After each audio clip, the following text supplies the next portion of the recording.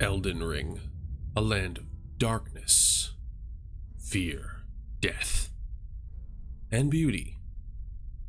But I know you must wonder, how can I conquer these lands? How can I conquer this game and become the Beast Master?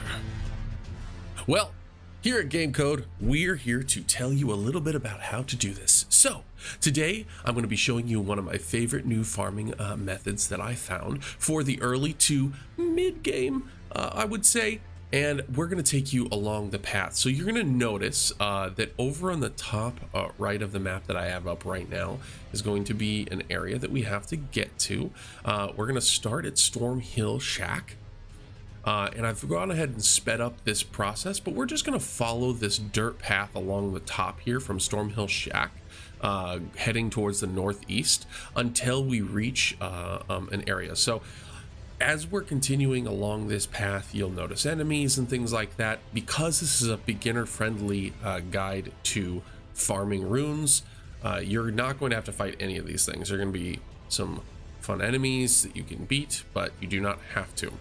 Now, along the way, we're going to see a number of spots that we can touch grace along the way. This will just get you save points along the path as well. At this bridge, you're going to see a pumpkinhead enemy. I went ahead and fought him. You do not have to. I changed some time to see if that was going to affect things. It does not. But I kicked his butt. We got back on our horse, and we continued our path towards our next area. So, as we continue along that path, you're just going to kind of head that way, avoiding any sort of conflict. You'll see a lake. You're going to go ahead and touch grace right here before that lake. And then once you've done that, we're going to go ahead and progress through past the lake where you will see a boss. You'll ignore this boss. He can be a little difficult, but he's not one of the harder enemies. So if you're ever curious about a nice boss to try it out on, he'll just take a little bit of time. Go ahead and keep moving on.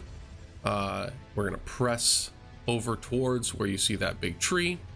We're making our way closer and closer. You're going to start to see the environment change. And as you get closer and past these swords, you're going to notice things start to turn red and see this short little wall that you can hop over with your horse. That is one thing to note. You will really don't want to try this method at all until you have a horse. It will be very difficult, and I highly recommend you have a horse for that portion. So now we're going to go ahead and head southwest towards this castle off in the distance that you can see. This is where you're going to find a group of new enemy types that are really fun to aggro and get to attack other enemies for you. You'll see this first group that is a bunch of soldiers that are attacking this one. I call them Tyrannosaurus Rex puppies, but these Tyrannosaurus Rex puppies will be able to be aggroed and used for your own good. So now that we've gotten to the grace site that is right near these Tyrannosaurus puppies, we're going to go ahead and aggro a few of them, showing you on the map exactly where we are. This is Fort Gale, so you're going to go to Fort Gale. Make sure to get the site of grace before you start. And every time you do a run, you're just going to want to touch grace, rest at the site of grace beforehand to reset all of the enemies. So we went ahead and rested at the site of grace. We're going to mount our lovely Torrent, the mighty steed, and we're going to move our way over here towards the northeast, where you'll notice there are 3 of these guys. One is white furred and the rest are black furred. The black ones are a little bit weaker, but the white one is quite strong. Either way, any of these guys can one-shot you really early, so please do not make any mistakes aggroing them. Just kind of run near them until they start to scream, and then you'll know that you have them on your tail. You're going to then progress. If you want, you can go up over here to this group and have them aggro on this group along there to save their little brethren, their T-Rex buddy. After this fight plays out, and you'll get a decent amount of souls, not souls, wrong game, runes. You're going to notice them start to collect in the bottom right every time they defeat an enemy or one of them is defeated. Now, to get the most out of this, you want all of the T-Rex doggos to die at the very end, because they give you about 400 per death, per one of them defeated. But after they've beaten this group, you're going to want to go ahead and take those aggroed enemies, bring them down here over to this other group of army men right here. Now these guys have fire bombs and all kinds of cool things, and you'll notice that cart that can really mess you up with flames, so please avoid the flames. As you can see, I did not. Just go ahead and let this fight play out. I had one guy try to aggro me. You just keep looping around. Eventually he'll get bored of me and go back towards the fight to help his friends.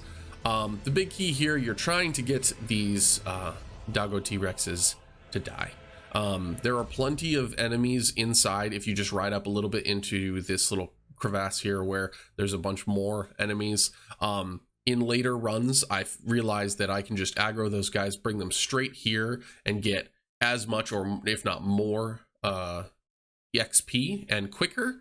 So if you don't want to go up and aggro that group of enemies to the left over here first, then you can go ahead and just take these aggroed beasts and fight them, and I think that's more effective. But you can see you can get about 3,000 or 3,500 runes per run, and it takes a couple minutes each time. And again, if you do a more optimized run, you may get more per run.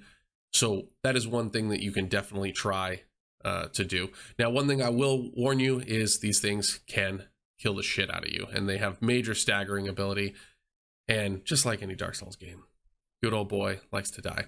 So that's pretty much the run. It's a cool technique that you can use to rune farm. There's a couple of more optimizations you can do to it to make it more effective. You can get rune boosting like skills or items. I don't have any of those for this run, so you could probably make this about a 5,000 rune per run technique, but I don't. So anyway, thank you guys so much for tuning into today's quick video. Hopefully this is a helpful tip and trick for those beginning.